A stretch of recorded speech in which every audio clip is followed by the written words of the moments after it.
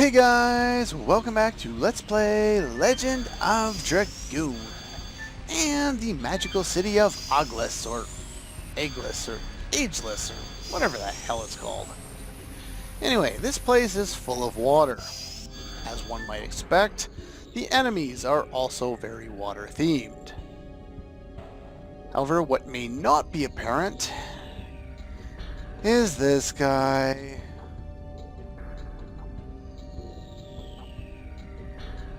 This guy's annoying. Really annoying. And you'll learn for yourself. I don't need to explain why he's annoying. As long as you're reading along, you'll know exactly why he's really annoying. Of course it's not harmful. Look at him.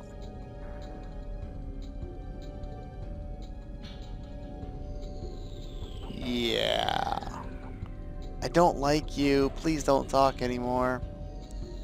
Anyway, the idea here is that this little guy is a servant of... Are we going to tell us who we're talking about here?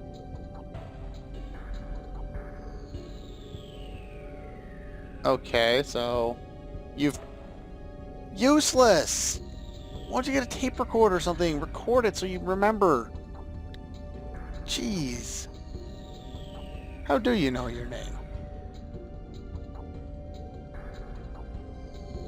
Yeah, so this guy just says rough a lot, and it's really annoying, and I guess it's supposed to be comedic, but it's just comes off as irritating very quickly. And of course, Miranda treats creatures who obviously don't have the intelligence to do much of anything as people who should, have enough intelligence to figure out what they're supposed to say instead of what they were told to say.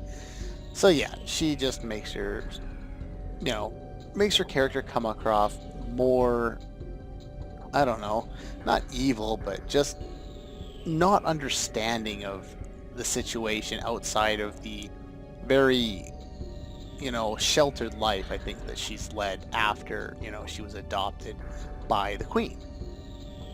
I don't think she seems to remember how, what would have happened with her first, well, not her first mother, but her actual mother, birth mother.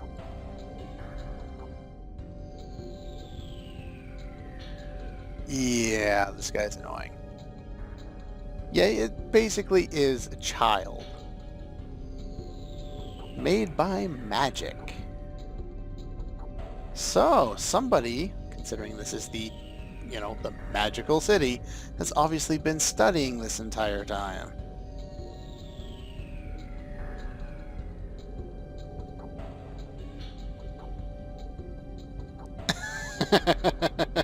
I find it really funny how he targets, singles out the one character that we're actually supposed to be interested in at this point in the game.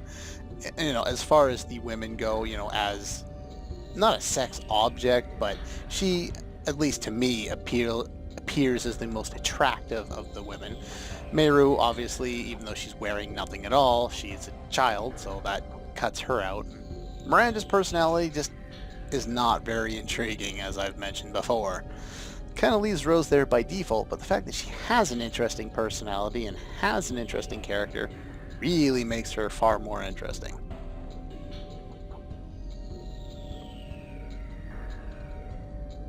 All for the sake of the psychedelic bomb and moot. What the hell is moot? Psychedelic bomb, I can kind of figure out what that is. So yeah. Anyway, this door here is locked. Can't go there. So, let's follow the strange magical creature and see what the hell he's up to. This area is full of teleporters. Lots and lots of teleporters. And burnout. Yay, more burnouts. I wouldn't recommend, well, you could use them in normal battles. You also get a gushing magma, which, again, normal battles, I believe you want to take this one, even though there is a door there. And run over here. Take this teleporter through this entrance, or exit, or whatever. This teleporter, way too many teleporters. This teleporter, there we go. Here, we finally get a magical hat. If you had not stolen, or well, I guess you didn't steal it, but if you had not have gotten one dropped earlier in the game by those magicians, the bogies or whatever they were, yeah, this is how long you have to wait to get one. Really, really worthwhile picking up one way earlier in the game. Midway through disc 4 versus, you know, the first half of disc, or midway through disc 2 or the first half of disc 4, yeah. It's a big difference. And a lot of the bosses in the meantime, you can take some pretty good advantage of by having it. Anyway, here we go. New enemies. Scud Shark can stun you. And this guy, the Aqua King, where are you? He can use Power Up, and he can use both a physical and a magical barrier. So I'm going to keep him around and see what I can do with this guy first. Now, well, I might as well show off Blazing Dynamo if I haven't.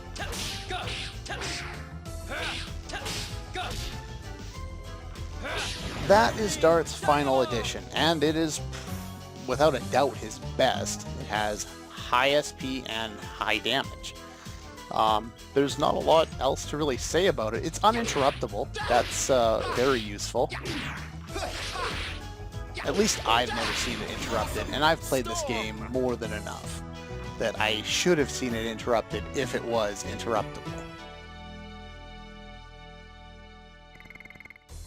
Now, one thing to note about this area is even though we haven't seen it so far, the encounter rate will eventually pick up to massive proportions, specifically once we're through with most of this area for some reason. But even so far, it's, you know, after the first battle, we start to run into battles more often for some reason. I don't know why. But yeah, there's definitely a lot of battles in this area. An average amount of new enemies, but that's not really what we're worried about. And oddly enough, the second battle is a complete repeat of the first battle. Hey, who are you? Phooey? Oh, Phooey. I get it. Yeah, that's cute. Yeah. All of the little magical creatures in here are ridiculous and annoying. Get used to it. These guys are preparing the things we heard about earlier, the Moot and the Psychedelic Bomb. Uh-huh. Yeah.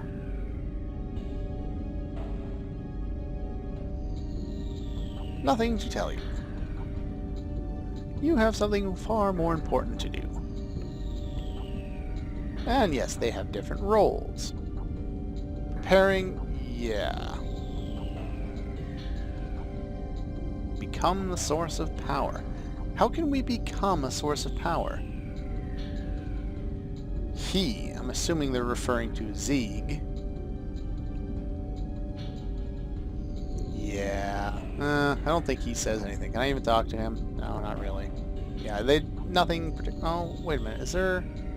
Yes, I almost missed it. The Angel's Prayer. Not that we need it, but anyway.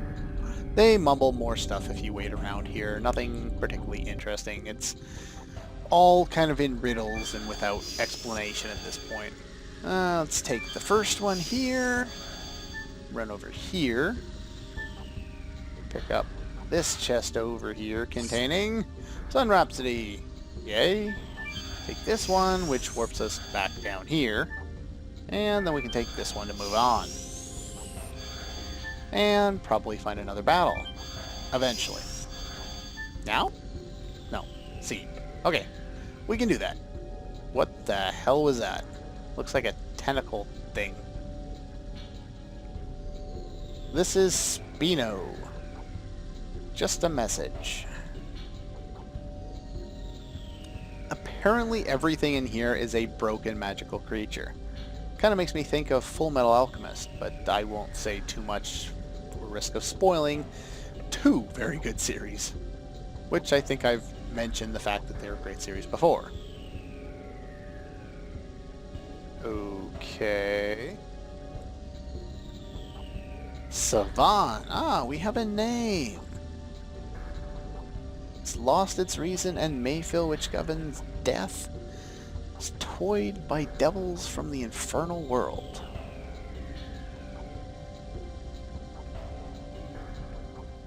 Oh, so that's why there are monsters in here.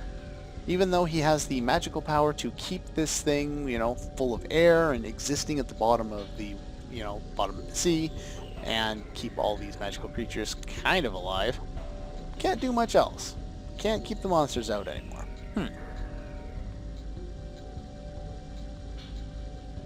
Thousands of years. Well. Yeah. Considering he seems to know Rose, I'm assuming he's been alive for 11,000 years. Okay. That was the same battle. 3 battles in this area. All the same guy. Hey, come back here. This is Decal. It's the city of Savan. Well, not really. Okay. What is with the weird creatures in this place? Oops, it said Savan's fate will be decided soon. Sorry, I went through that too fast. Did not mean to press the button. Same Wingley. Yeah, so yeah, now they finally come right out and say it. This guy has been alive for a long time. Ah, so this is that room that they were watching us through earlier. Well, that's kind of stalkerish.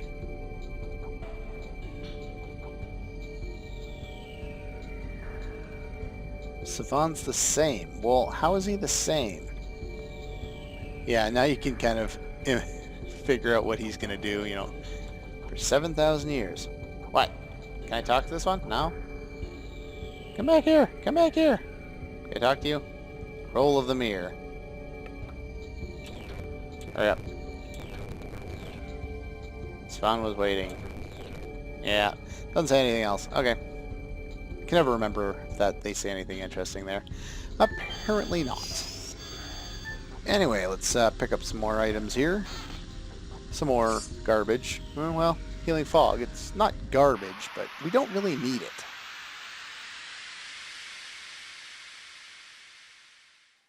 There we go. We finally got a new enemy. And one of the same.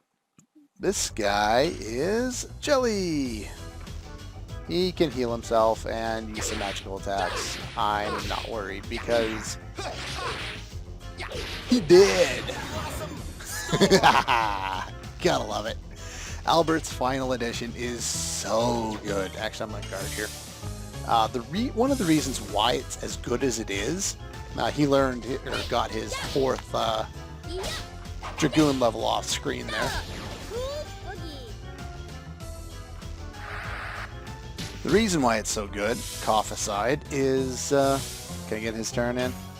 Alright, I want to get his turn in so I can kind of demonstrate why. He can only be stopped on... he can only be countered on one specific part of the edition. Now, come on, B. There we go. It's not the first one, it's the second shot. The only one. This one. None of the other ones can be countered on. So if he's going to get countered, it'll be on that one move, and there's usually enough time to change, adjust and hit the circle button without any problems. And we get a healing fog for that one. And you level up. Yay, I guess. Whatever. Anyway, let's move on. See if we can pick up a little more treasure. I'm going to have to start getting rid of items at this point. And we have another new enemy. Apparently one guy all by himself. A sternfish. Can use physical attack barriers like the Aqua King, and he can also use some magical attacks, which I'm not worried about. Oops. That was a whoops. And now he stunned him. He's screwed. And he is dead. Oh, he's not dead. Look at that. Broke the stun on him, though. I expected him to have been dead. He's not dead. He's got a decent amount of HP, I guess. Still nothing really to worry about. Not that there are really any enemies around here to worry about. And here's his magical attack because I didn't kill him. Apparently this hits all allies, which... yeah, it's not even all that bad against even Albert at this point.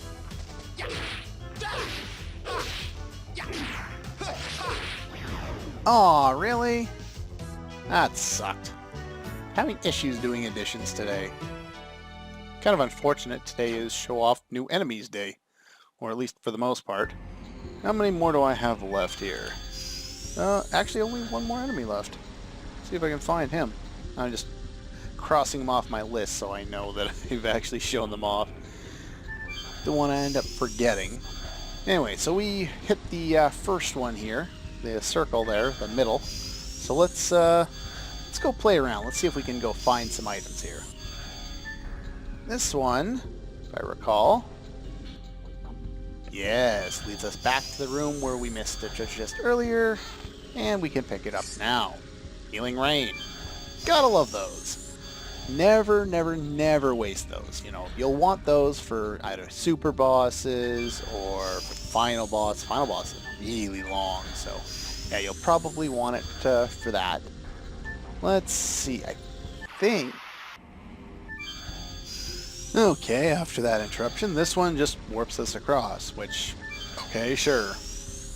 And this one allows us to move on. And remember to press button on timer. The foreseen evil is approaching. Where are you? An eternity. Well, not exactly. This is that guy that we saw earlier. Savan. It's protected by Last Kraken. Of course he knows everything. He's Shinra. I know everything. I'm just a kid. No. He's not like that guy.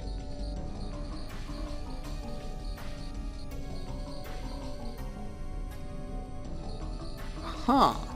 So, if that's the case, how come everybody has the ability to make, you know, themselves and other people immortal in this game? Really kind of sucks. Not that I would want immortality. I'm sure I've mentioned this before, but immortality is something that would bore me to tears before too long. Or to tears, you know, with my life as is, so. Doesn't mean I have all the free time I'd like to get bored, at least not right now, but hopefully that'll change. Somewhat soon. Come on, winning lottery numbers. Anyway, this guy... yeah, so the world he wanted is no longer desired. So he's been at least locked away here. Well, not locked away, but isolated from everybody else for 4,000 years. Who knows how many years, you know, he lived before that. You know, Winglies can probably extend their lives, like, for whatever reason, a lot of wizards, warlocks, enchantresses, however you want to refer to them, you know, spellcasters in a lot of different mythologies have the ability to do. So I'm assuming he lived for a reasonable amount of time, and he was said to have been part of the Dragon campaign anyway. So yeah, he's at least 11,000 years old, probably older, considering he looks older. But yeah. Oh. Oh. So 7,000 years ago, he figured out what Rose was up to. And I guess he's been following her ever since. Again, very stalkerish. So he's been working on the same thing for 7,000 years. God, that is insane. I can't work on any one project for more than, you know, a few hours or a few days or even a few weeks before I just get to the point where I don't want to do it anymore.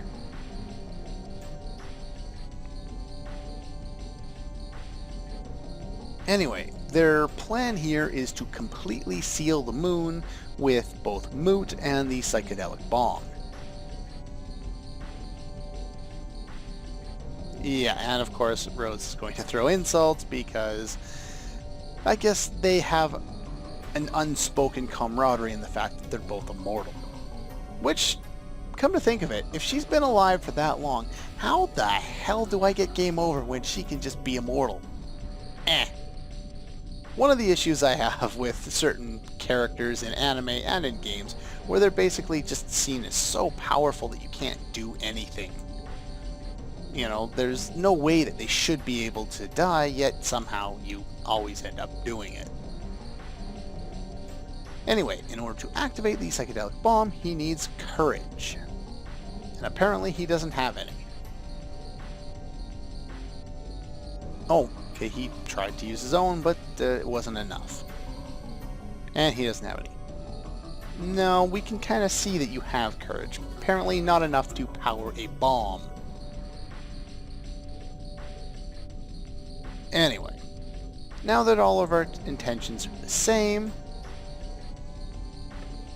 we're going to endure a challenge and pour the courage in quotations. So, yeah, I don't know the physics of how this works. It doesn't make much sense, but let's just go along with it. It's an RPG. Let's go along with it. Yeah, so we're going to pour our courage into the psychedelic bomb to activate it. But will it work? Well, for that, you'll have to figure out... Well, I screwed up my exit, outro, whatever. Anyway, screw it. See you guys next time.